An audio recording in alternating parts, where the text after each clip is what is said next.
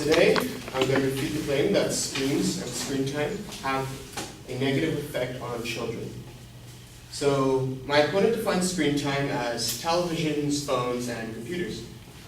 Well, the three secondary claims made to support the main claim were that increasing amounts of screen time are raising the risk for childhood obesity, screen time has a negative effect on learning, and widespread use of cell phones and computers puts children's privacy and safety at high risk.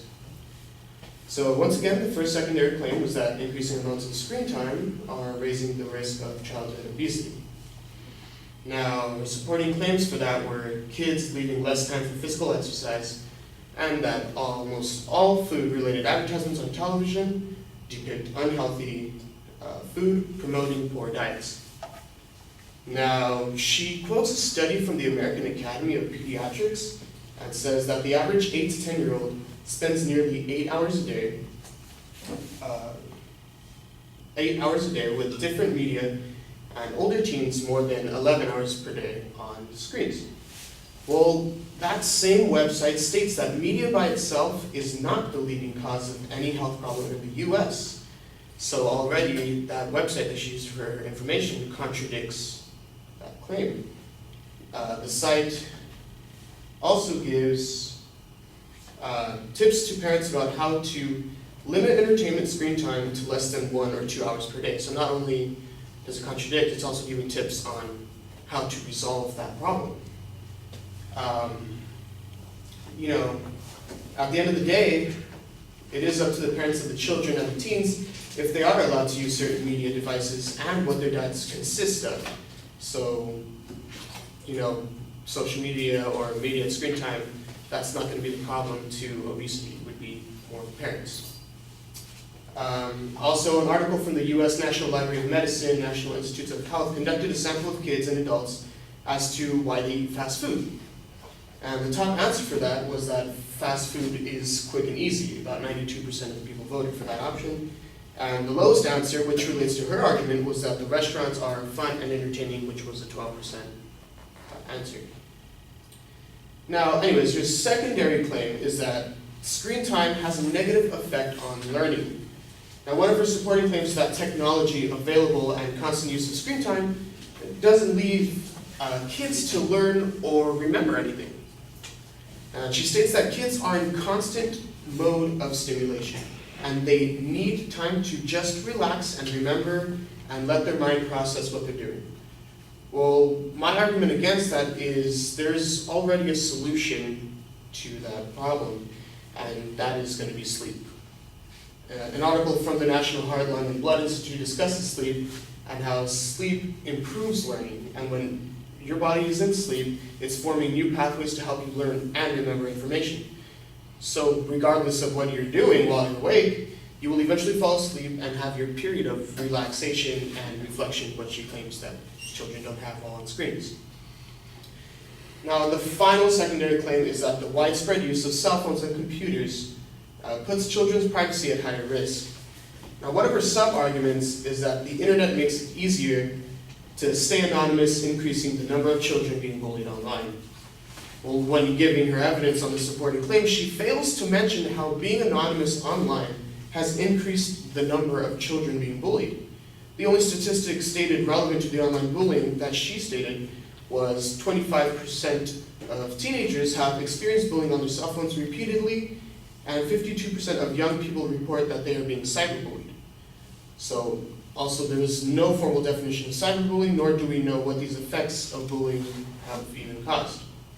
And her final subclaim is that the web makes it easier for predators to prey on children through the web, but once again, this fails to prove how screen time makes it easier for predators to prey on children. So the only statistic given is that 1 in 25 teenagers is solicited for sex by a predator seeking contact, but she provides nothing to prove that using the screen made that contact any easier than just going to a park and catcalling or dog howling. So, in conclusion, her source of evidence contradicts her first claim. There is no real problem when the solution already existed, and the evidence provided failed to support the claim. Thank you.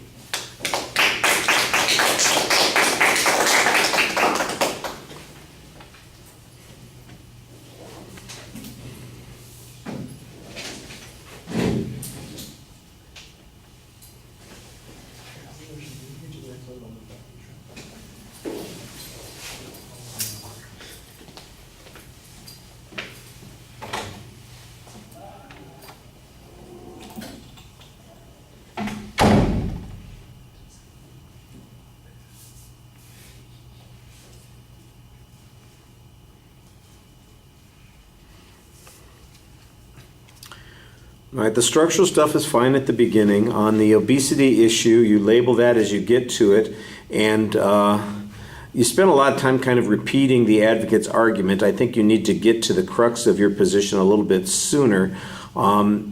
Your argument here seems to be that there are other problems that contribute to this, and in fact, the advocate's own source site suggests that the media has little or nothing to do with that, which I think would work much better if you gave us a direct quote. You sound like you're paraphrasing something.